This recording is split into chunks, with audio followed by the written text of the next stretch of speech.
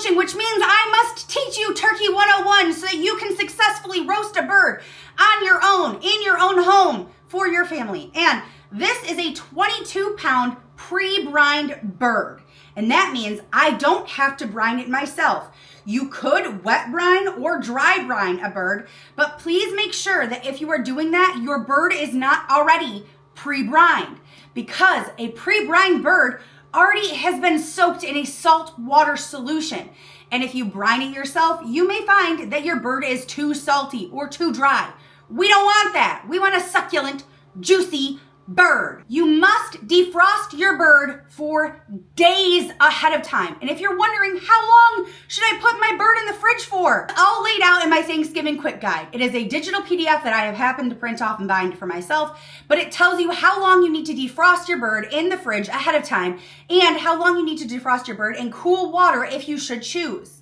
Now, once your turkey has been fully defrosted, you will want to bring it out onto the countertop the morning of Thanksgiving to get it to come up close to room temperature. Now, mine's still a little chilly, but we do need to rinse it out because it is covered in the brine that this bird has. And there are giblets, there are gizzards, there is a turkey neck inside and a gravy packet that we must remove.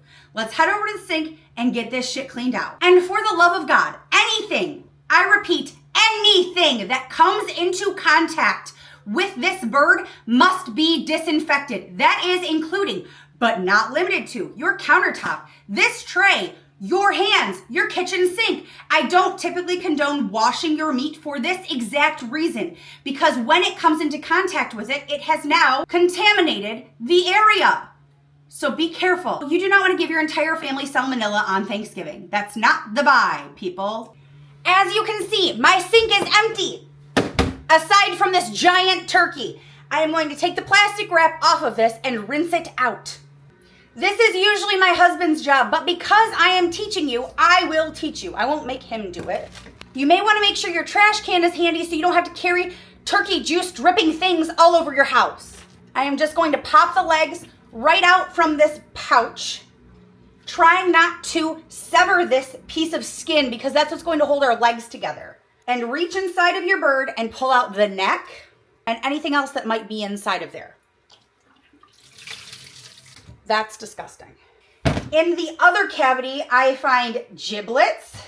Make sure you look in there. You don't want anything left behind and roasted in your bird that you don't want roasted. I have heard horror stories of people accidentally leaving the package of giblets inside, and then they have this nasty thing they have to pull out at the end, and it's gross. Now, some people will boil the turkey neck or the giblets for stuffing or other things. I am a fan of throwing it in the trash. Now I will rinse the bird because I'm trying to get off any excess brine so that my bird is not too salty, and anything that might be in there from the giblets and the turkey neck, I want to make sure it's out.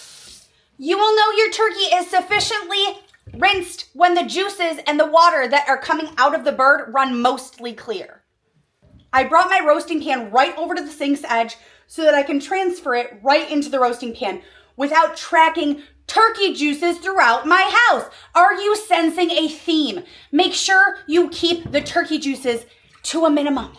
Now is a great time to wash your fucking hands. You're going to do this over and over and over today. That's fine. Just make sure that your hands are clean, please.